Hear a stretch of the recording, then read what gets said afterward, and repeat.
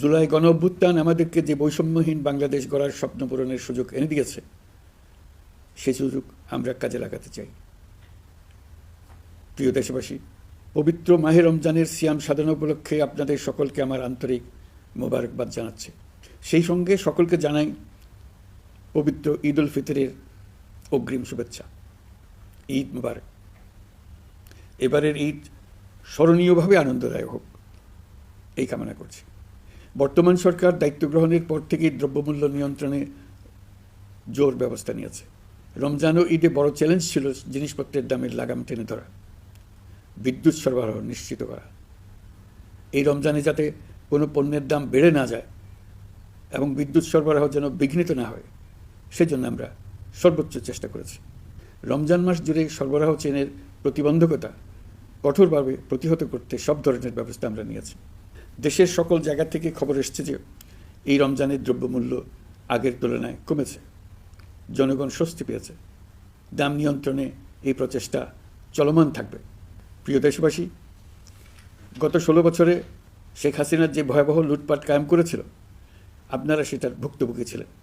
ছাত্র জনতার অভ্যুত্থানের মুখে তারা পালিয়ে যাবার সময় এক লণ্ডভণ্ড অর্থনীতি রেখে গেছে। এই পরিস্থিতিতে দায়িত্ব নেবার পর অর্থনীতি পুনরুদ্ধারের জন্য অন্তর্বর্তী সরকার নানা উদ্যোগ নিয়েছে। ব্যাংকিং খাতে শৃঙ্খলা ফিরেছে। ক্রমান্বয়ে অর্থনীতির অপরাপর সুযোগগুলো ইতিবাচক ধারায় ফিরতে শুরু করেছে। এই সরকারের সবচেয়ে বড় চ্যালেঞ্জ মূল্যস্ফীতি।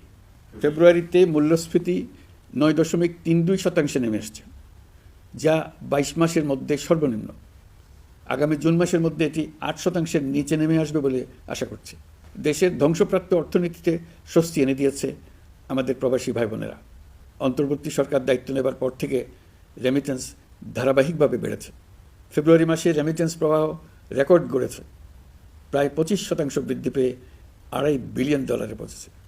রেমিটেন্স যোদ্ধারা আমাদের দেশের অর্থনীতি গড়ার বীর সৈনিক। তাদের জন্য প্রক্রিয়াগত যেসব বিষয় রয়েছে সেগুলো সহজ করে দেওয়া আমাদের দায়িত্ব।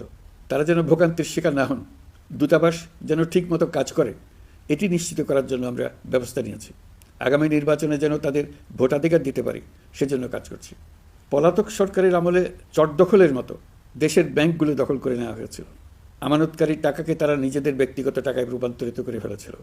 অন্তর্বর্তী সরকারের অন্যতম কাজ ছিল ব্যাংকিং ব্যবস্থায় আস্থা ফিরিয়ে আনা, আমানতকারীর স্বার্থ রক্ষা করে নিয়ম শৃঙ্খলা প্রতিষ্ঠা করা, হিসাবপত্রে বিশ্বাসযোগ্যতা স্থাপন করা। ব্যাংকিং ব্যবস্থায় আস্থা প্রতিষ্ঠা করা গেছে। এর ফলে অর্থনীতিতে শৃঙ্খলা ফিরেছে।